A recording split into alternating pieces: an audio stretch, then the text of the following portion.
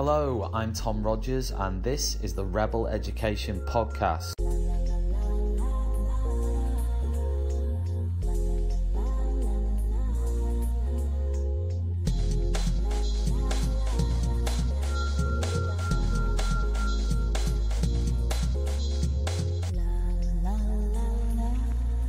Hello, and welcome to this week's episode of the Rebel Education Podcast. I'm Tom Rogers at Rogers History on Twitter. This week we are discussing books, educational books. Two questions really. Have teachers got enough time to read books, subject-specific books, teaching and learning books, literature? Has it been neglected as an important part of CPD over the last 20 to 30 years? Certainly my argument is yes, it has. How can we provide teachers with more time for it?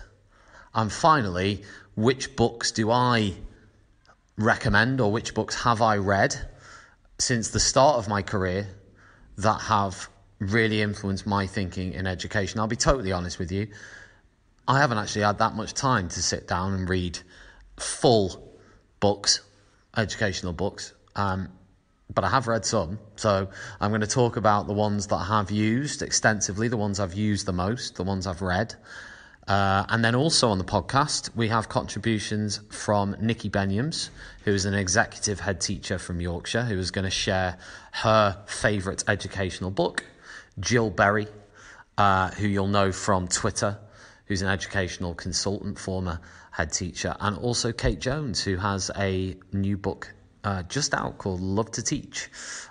She is a friend of mine who is also going to be sharing her top book tips, or tip plus tips, in the podcast. So 3 contributions on the podcast in terms of books to read. Just starting with me, really. When I started teaching in 2007, one of the first gifts I got for myself was a book by Paul Guinness called Teacher Toolkit. It had been recommended to me. Fortunately, Paul passed away a few years ago. But the book that he wrote called Teacher Toolkit has surely had a lasting legacy on education, because it is literally full of amazing ideas for any classroom. Now, yes, I'm sure the edgy Twitter crowd would probably describe it as quite progressive. A lot of the ideas involve kids getting out of their seats. A lot of kind of some of them are quite intricate, active, you would say. All of them are active, really. But those ideas are fantastic. They've changed my teaching over the years. I have to say as well that one of the particular ideas called Quick on the Draw, which is in the book, and I would highly recommend you just Google Quick on the Draw. It's a very simple idea, but if you're looking to engage a class, if you're looking to get a class to engage with your subject and engage with content particularly, then I think that's a really, really amazing activity. I've actually used it twice in job interviews and got the job both times using the same activity. So I owe a bit of debt of gratitude to Quick on the Draw by Paul Guinness, one of my favourite activities in my career so far, in my teaching career. But other activities too in there, like the class of the marketplace, which I'm not saying that's Paul Guinness's idea, because I'm sure other people have used it since day one. But what a fantastic idea, students on a carousel, they are given content, they have to create a poster using no more than 10 words on a particular element of that content, and then they share their poster with other members of the class. They almost have to teach their content to other members of the class using their poster, which is made up of nothing more than 10 words. So they have to use cartoons, symbols, and so on to produce the information. And again, at the end, they can do a test on the content. These are not revolutionary ideas, but they are ideas that work in the classroom. I've seen them work, I've used them, tried and tested.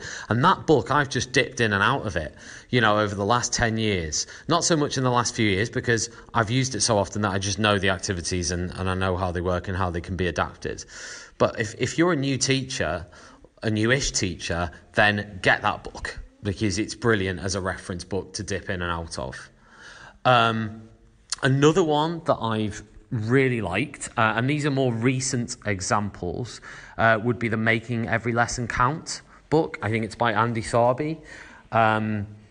It's a really good book in terms of getting the fundamentals of teaching right, in terms of knowing, right, what are the fundamentals I need to do as a teacher. Again, I haven't read the whole thing. I think I've read about half of it, and I've dipped in and out of it. But but what it does give you is those fundamentals of how to teach, what are the important things, how to structure lessons, how to fit things together, how to change the pace, and so on. That is what that book's all about, and it really identifies the key themes in a classroom and teaching. I'd highly recommend that one, again, to dip in and out of. Another one I've read about half of, because my pattern is I never finish a book. I tend to either dip in and out, or I just get sidetracked and can't finish one. But I've more or less finished Mary Myatt's most recent book on curriculum, which is actually pinned to her Twitter account. If you have a chance to read it, it's really essential reading. Me at the moment, you may have read on Twitter, I've got a new role coming up as assistant head teacher teaching and learning in a school over in Slovenia, Ljubljana, Slovenia. I'm going to be moving on from my role of head of history. So I really read that book with great interest. I actually left it in Germany. So Andy Sweet, if you're listening to this podcast, you've still got my book, please send it to me. But I left it in a hotel room in Germany. So I didn't get to finish it, and that's the reason why, because I got about 3/4 through, and then it was stolen from me. Not stolen, but I left it somewhere. But the bits, everything I read from the book, really great. I mean, it firstly takes you back to the basics of what a curriculum is, the national curriculum, and then later on in the book it actually goes into subject-specific areas, so how to develop a curriculum in, say, history or maths and so on. So for anyone who is looking at whole school curriculum design, subject curriculum design, putting together schemes of work, thinking about how to put a curriculum together, that is essential reading for me. Mary Myatt, Curriculum, Gallimalfrey to Coherence. That's the name of the book. Have a check it out, because it's well worth a read, especially given that Ofsted's new obsession is curriculum. So if you're looking at, the hows and whys of curriculum, that's the one I think to go for. The final one I've written down is James Hilton, 10 Traits of Resilience. Again, if you are a leader going into a leadership position, the first thing about James's book that strikes me about it is it's real. He's not talking from that kind of generic academic perspective. His book is genuine. And it's his voice in there. That's the biggest thing that comes out of it. And if you're looking at being a better school leader, if you're looking at how to be a school leader and how to overcome challenges in school leadership, I highly recommend James's book, 10 Traits of Resilience. However, when the hell do we get time to read these amazing books? And that, to me, is the question. And there was a tweet, actually, by a Mr. Blatchford on Twitter a few weeks ago. He said, thought for the day: replace inset days with 5 days of academic reading. How fantastic would that be if teachers actually had the time during professional development days to just read books, whether that be a subject-specific academic book or whether that be a teaching and learning book? I think it would really be fantastic for teachers to be given that time. My question would be, what is more valuable? That, or working out how to input reports for parents, inputting data for students? For me, building up a teacher's subject knowledge and the knowledge of the pedagogy that they can use to deliver that subject knowledge is of more value to most other things.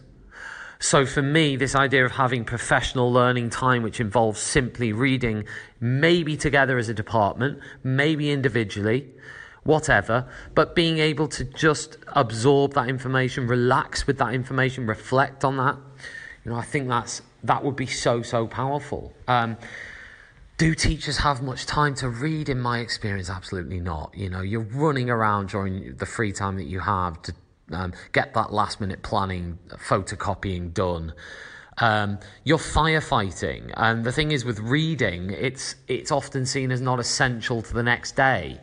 But in the long term, the benefits could be exponential of being able to just engage with educational research or more reading, or more subject-specific reading. I honestly believe that. So for me, I can't really understate how cool it would be to have that time to do it, and the times that I have managed to do it has really helped me to become a better teacher. I'm sure of that. At this point in the podcast, I'm going to pass over to my 3 contributors. Again, that's Nikki Beniams first, and then Jill Berry, and then to finish is Kate Jones. And then I will reconvene at the end of the podcast by trying to summarise their recommendations and talk about what's coming next on the podcast. Because actually, I'm going to have a little break over Christmas. So next week's podcast is going to be the last podcast before Christmas, and then I will be back in January to continue the Rebel Education podcast. So anyway, that is what we're going to do. So let's listen to these 3 amazing educational leaders now. Hi, my name's Nikki Beniams, and I'm head teacher at Naton Academy and Meadowside Academy. My number 1 educational book would be High Challenge, Low Threat by Mary Myatt. It's a book about leadership, but it can also, the ideas in it can really be applied to classroom teaching. I think what it's saying is that when you have really warm relationships with people, whether that's children in your class or the staff in your team, then you can challenge them more. So it talks a lot about strategies for developing relationships and how you talk about the work and not the person. You have relationships with the person, and then you can help people to develop their work, which is separate from them as a person. My other 2 books that I really love as a teacher are When the Adults Change, Everything Changes, which is Paul Dix's book on behaviour, and that's about developing relationships to manage behaviour and also really effective behaviour management strategies. And then the last one is Assessment for Learning Without Limits by Dame Alison Peacock. And that's a brilliant book on teaching and learning, on avoiding using ability groups and making sure that every child has access to challenge in the classroom. And I think if you base your classroom teaching around those 3 ideas, those 3 sort of core principles of those 3 books, you really can't go far wrong, because you're considering relationships, leadership, behaviour management, and then teaching and learning. Hope that helps. The book I would recommend in 2019 is Andy Tharby's How to Explain Absolutely Anything to Absolutely Anyone, The Art and Science of Teacher Explanation. It's a Crown House book brought out at the end of November 2018. And I think it's brilliant. I think it's got an important message for everyone in education, whatever phase you're in, whatever subject you teach. Andy's an English specialist and he writes beautifully, but it isn't just about teaching English, it's about teaching any subject and how to make sure that your explanations are clear and compelling and lead to improved performance. I think it's brilliant that Andy takes some of the messages that he talks about in the book and he exemplifies them in the way he is actually presenting the information. It's very practical, it's research-based, it has lots of really interesting and useful examples and tips. And there are sections on the power of narrative, the importance of subject knowledge. I think it's a brilliant book. It's not a difficult read. It's a book you can dip in and out of. But I would say it's really well worth the time you will invest. When I was a teacher and a head, I found it hard to find time to read educational books in term time. I was so busy, but I tended to choose really good books to read in the holidays. And this is one book I would strongly recommend. So Andy Tharby, How to Explain Absolutely Anything to Absolutely Anyone, The Art and Science of Teacher Explanation by Crown House. Hope you enjoy it. Hello, Kate Jones here. I am absolutely delighted to be featured on Tom Rogers' Rebel podcast. I'm a history teacher, currently teaching in Abu Dhabi in the United Arab Emirates. But before I came here, I taught in Wales for 6 years, as I'm originally from Wales. If you'd like to connect with me on Twitter, I'm at 87history. And very conveniently, linking in with the theme of educational books, my first book has just been published. It's called Love to Teach, Research and Resources for Every Classroom, and it's available to purchase on Amazon and on the John Catt website now. But I'm not going to talk to you about my book. I'm going to talk to you about a different book, my favourite educational book, and that is The Confident Teacher by Alex Quigley. Now, if you're not following Alex Quigley on Twitter, then you should be, because he's brilliant. He's at Hunting English, and he shares so many wonderful resources. And even through reading his blogs, and he is quite a regular blogger, you can see that he's a fantastic writer. Obviously, he's got this English background. Everything he writes, I read avidly. So The Confident Teacher, when I started reading this book, I wasn't quite sure what to expect. But then when I finished, I remember thinking that the book covered a lot more than I did initially expect. And teacher confidence, I think, is a really important topic, and something that we should discuss, because some teachers become more confident with experience and age and so on, and different CPD, but there can still be areas that we struggle with in regards to our confidence. And I think Alex Quigley tackles these different areas really well. It could be confidence about our subject knowledge, confidence about pedagogy, research, or about behaviour management strategies. There's lots and lots of things that are linked to teacher confidence. And before I read the book, I'd been following Alex Quigley online and had this impression of him being, he must be a wonderful, amazing teacher.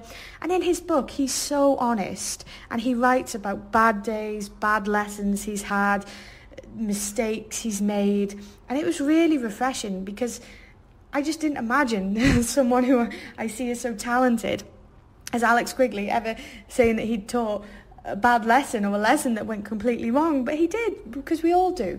And a quote that I absolutely love from his book, that I've shared regularly on Twitter and so on, it says, "The day you realise you will never do the job perfectly is a day you can start enjoying and flourishing in your teaching life."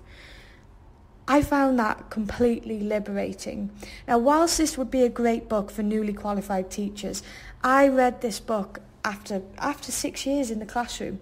I'd been teaching a while and my confidence had grown, but this book helped me massively, and it is a book that I would return to again. Really interesting, really inspiring. It made me feel good about myself and that I shouldn't be so hard on myself. And I think a lot of teachers just constantly striving for perfection or outstanding, and it's exhausting. And a lot of teachers should read this book. I think could be very helpful. It's really interesting, it's funny, it's honest. I have reviewed this book. So on my website, lovetoteach87.com, I've reviewed lots of educational books. I've reviewed EdTech book by Mark Anderson, Leadership Matters by Andy Buck, Literacy book by Jeff Barton, and The Confident Teacher I've written a thorough review for, and I highly recommend it. Alex Quigley's written other books. You don't just have to be an English teacher. I think The Confident Teacher is a book for primary, secondary teachers, leaders as well, because there's also advice about how to support other teachers with their confidence, which is really important, I think, when you're working with other people. So there we go. Go out and buy The Confident Teacher, and while you're at it, if you'd like to buy my book, that would be brilliant as well. I'd love to read someone's review of my book after spending years reviewing other books.